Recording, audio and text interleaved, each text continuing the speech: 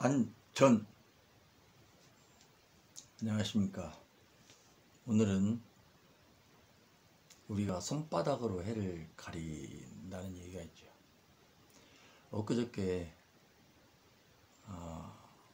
귀여운 아기를 유치원에 데려다 주려고 횡단보도를 건너던 아이 엄마가 안타깝게 횡단보도에서 승용차에 치여서 돌아가시는 사고가 있었습니다. 우리가 항상 신호등 없는 횡단보도, 거기는 이제 교차로이기 때문에 또 횡단보도도 여러 개가 있었다고 하는데, 횡단보도는 신호가 없다면 어떻게 해야 됩니까? 최소한 서행을 해야 되는 것입니다. 서행은 뭐냐? 제가 운행하다가 돌발 상황이 되면 바로 정차할 수 있는 게 서행입니다. 그래서 어떻게 보면 천천히는 30km 미만 주행을 우리가 천천히라고 하잖아요. 그래서 스쿨존에서는 30km라는 그런 이렇게 주의 표시판이 있잖아요. 그래서 천천히라는 거는 그 숫자적인 개념이 있지만 서행은 개념이 없어요. 그래서 서행은 내가 돌발 상황을 만났을 때 바로 정차할 수 있는 속도, 그게 서행입니다. 그래서 횡단보도에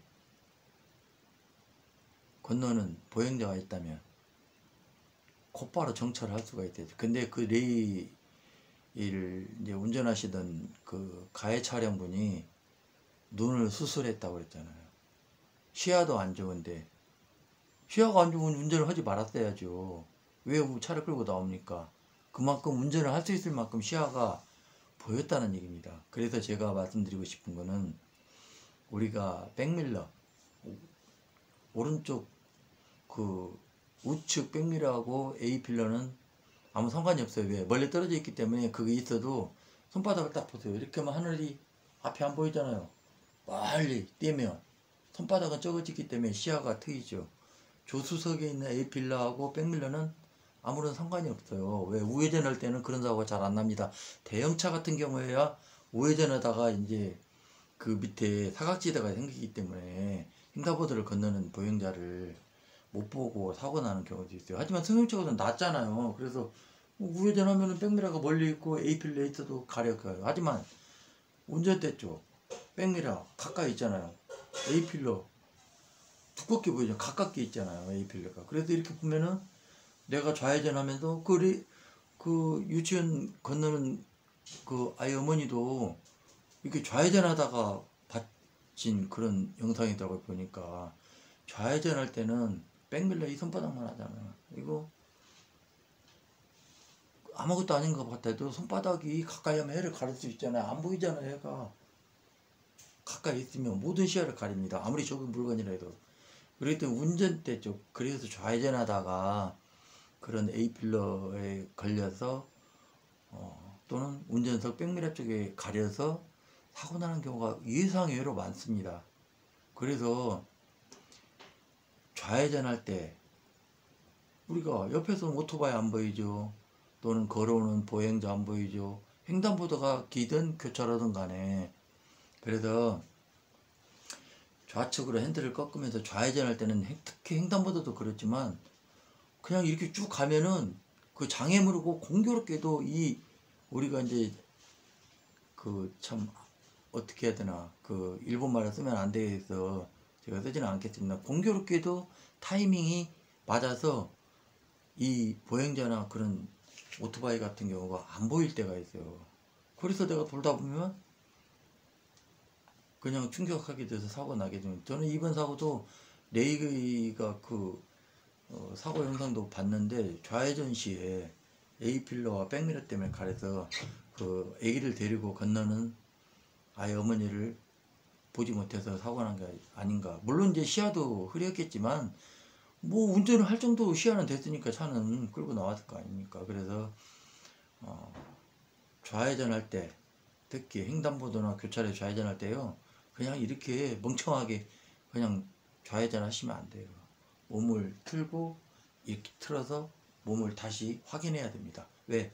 A필러하고 백미러를 피해서 보면은 좌측에서 길 건너오는 그 행인이라든지 이런 돌발 상황에서 더 이렇게 넓은 시야를 확인할 수가 있잖아요.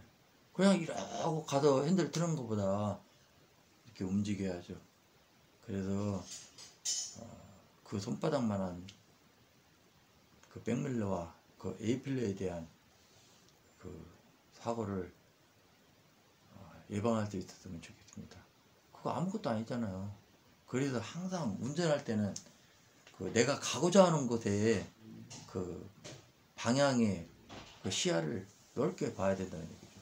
전방으로 직진할 때는 넓은 시야, 멀리 넓게 봐야 저 앞에서 나오는 장애물도 보고 미리 방어운전을 할 수가 있잖아요. 이게 방패가 뭡니까? 방어잖아요. 방어운전. 응? 멀리서 미리 인지를 하면 그만큼 사고 예방을 하기가 쉽다는 말씀입니다.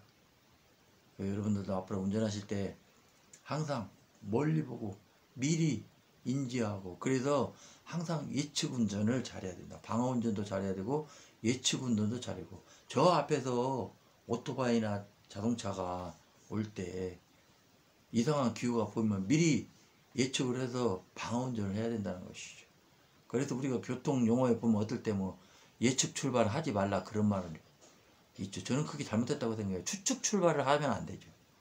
추측을 출발을 하면 안 돼요. 왜? 신호도 떨어지지 않는데 내가 신호가 떨어질 것이라고 미리 예단하고 출발을 하는 게다가 사고 나는 경우가 있대요. 그게 추측 출발입니다. 그건 예측 출발 아니에요. 예측은 내가 정확하게 판단해서 대비하는 것이 예측이고, 추측은 내가 이러겠지 하고 나만 그렇게 생각하는 것이죠. 그래서 우리가 예측 운전을 잘해서 방어 운전을 실행함으로 인해서 많은 사고를 예방할 수 있다. 저는 그렇게 생각합니다. 그래서 예측 운전을 잘하려면 어떻게 돼요? 멀리 보고 좌회전할 때 A필로 사고 나지 않도록 몸을 움직여서 장애물이 있나 없나 이렇게 살펴보는 거.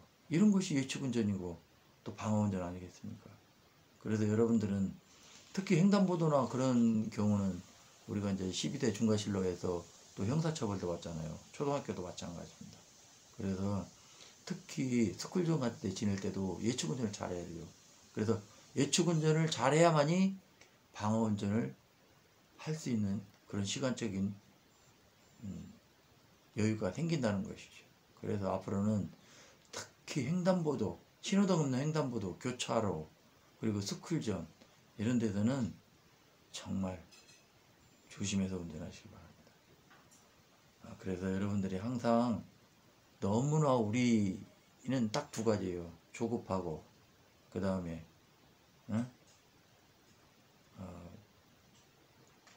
조급하니까 그 법규를 위반할 수밖에 없는 그런 시간적인 그 조급함에 밀려가지고 안전운전을 할 수 있는 그런 여유가 없다는 거죠.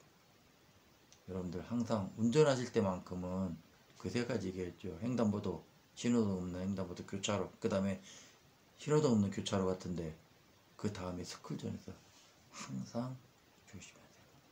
아시겠죠? 방어